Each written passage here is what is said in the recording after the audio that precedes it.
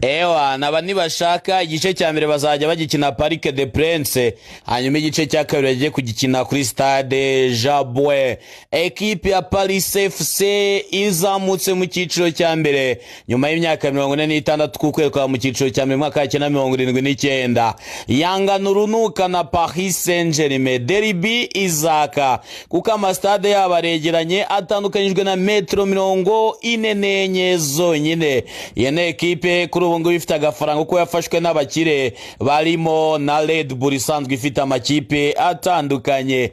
Paris Saint-Germain na Paris FC ku rugendo rw'amaguru kuko ikipe imwe izajya iva ku kibuga kimwe ijye ku kindi yigendera n'amaguru metro 44 hagati y'amastade yabo. Umuruza ku mwaka utaha.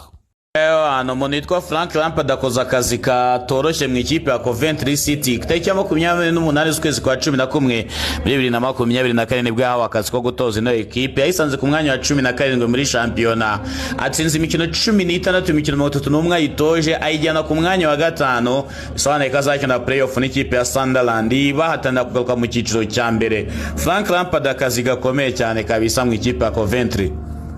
Nyuma yuko Wayne Rooney ayimanuye mu cyiciro cya gatatu, Birmingham City garukanya amateka.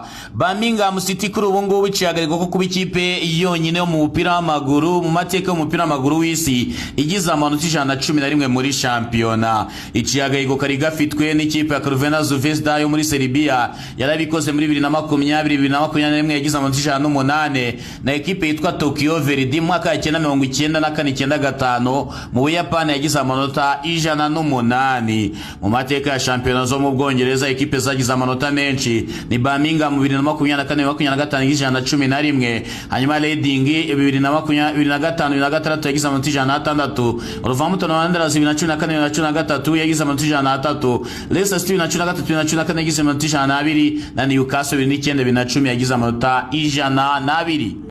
Gambere kuva yatangira gukina umupira w'amaguru nk'uwabigize umwuga, Harry Kane atwaye igikombe cya mbere. Bayern Munchen yegukanye igikombe cya shampiyona mu Budage, yasohokaga inota rimwe ariko yageze ku minota 62 yatsinzwe ibitego 2 ku busa. Ivi nyuma amakipe yombi nganganyije ibitego 3-3. Harry Kane utakinnye no mukino kubera amakarita arishimye cyane kuko akuye igisuzuguro. Ku myaka 31 y'amavuko nibwo atwaye igikombe cye cya mbere cya shampiyona cyangwa se n'icyari cyo cyose mu mupira w'amaguru wababigize umwuga. Umukinnyi mukuru abari mukuru kabisa, Jamie Vardy mu kanya gato cyane mu gice cya mbere cy'umukino guhuza ikipe ya Leicester na Southampton. Jordan Ayew agonganye n'umusifuzi David Webb, hanyuma umusifuzi kubita hasi ariko umukino urakomeza. Jamie Vardy kugira ngo umusifuzi baze kureba ibibaye baze kumuvura, Jamie Vardy yagiye ajya ku musifuzi afata isifure ye ahuhamo kugira ngo umukino uhagarare ubundi n'umusifuzi aze kubona ubutabazi bw'ibanze. Leicester City yari imaze imikino 9 mu rugo idatsinda igitego, ariko ubu ngubu bigiye kuruka ifite ibitego 2 ku busa harimo n'igitego cya Jamie Vardy.